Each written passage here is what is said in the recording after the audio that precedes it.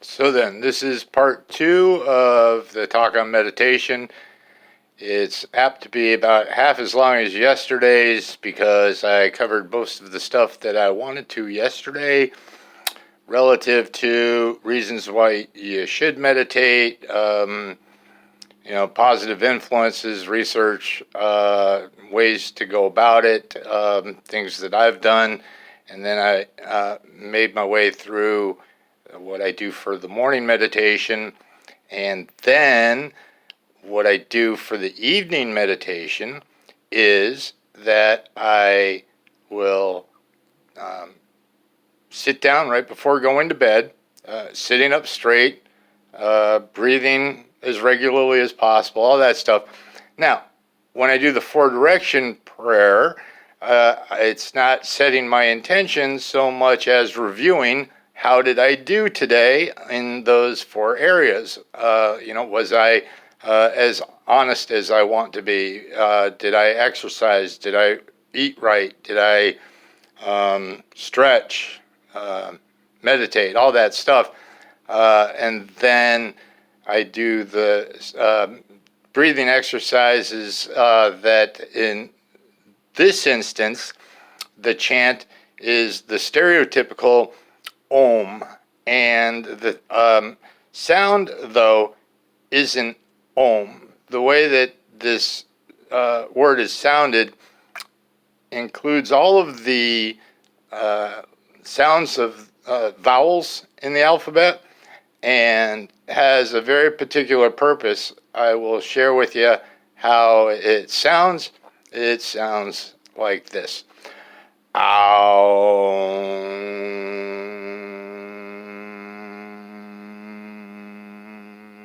Now, the reason that that is specifically sounding that way is that it turns out that this ancient Sanskrit word, which has multiple meanings, but one of which is gratitude, in fact, activates an area of the brain, and they can see this under scans, that if somebody that doesn't know anything about meditation or the word Om or any of that stuff, if they make that sound, the area that is related to gratitude lights up in the brain.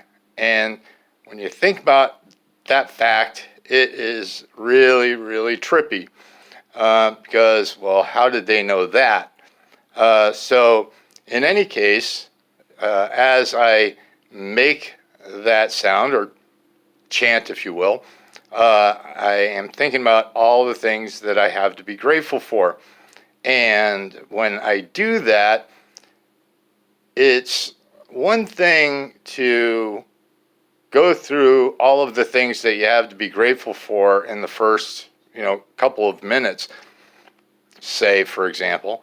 But when you do it day after day after day after day, what happened for me is that I got deeply grateful for washing machines and indoor plumbing and refrigerators and cars and all of these things that we take for granted, and the repeated chanting and thinking about all the things that I have to be grateful for digs a groove in the brain. It's what memory is, right? And so if I start to get upset about my computer not working right, it's a pretty short trip in my brain for me to go, well, wait a second, this miracle that I have sitting on my lap has more computing power than I've heard it said than took man to the moon, and more all of the time. I mean, it's a really, really unbelievable machine. Yet, if it's not working just lightning fast all of the time, I can fall into getting irritated by it. Pretty much the same as a lot of people, I think. However, as I do my daily gratitudes and think of all of the things that I can be and should be grateful for. Certainly for enough food to eat and a wonderful job helping people and love in my life and whatever else I've had the good fortune of having show up. It is just it becomes a habit that over the years, I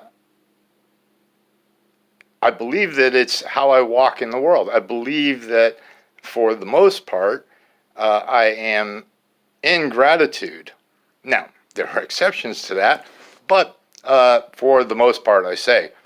Now, if I sit down and do gratitude meditations right before bed, as I had said yesterday, that changes the neurochemistry in my brain.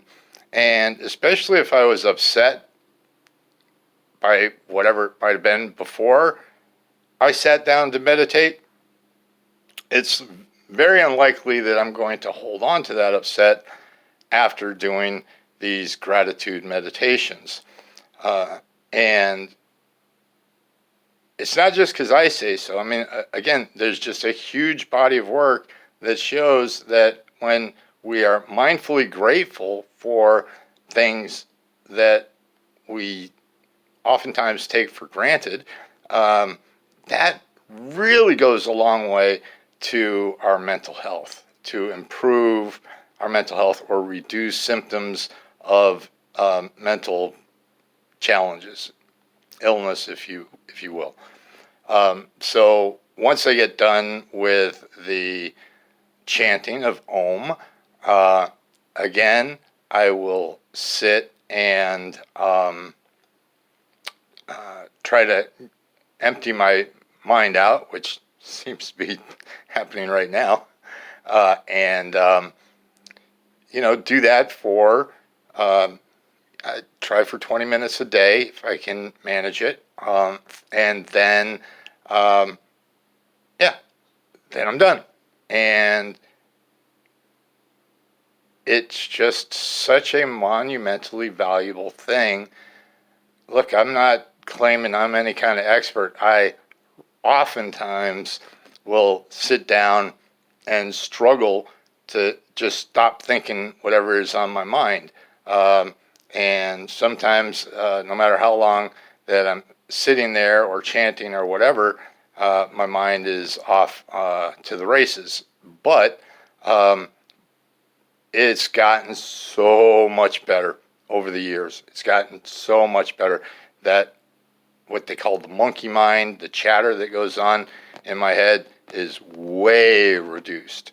And by the way, that includes all kinds of erroneous thoughts and self-defeating thoughts and messages that I would tell myself about how I'm not good enough or I haven't achieved enough or,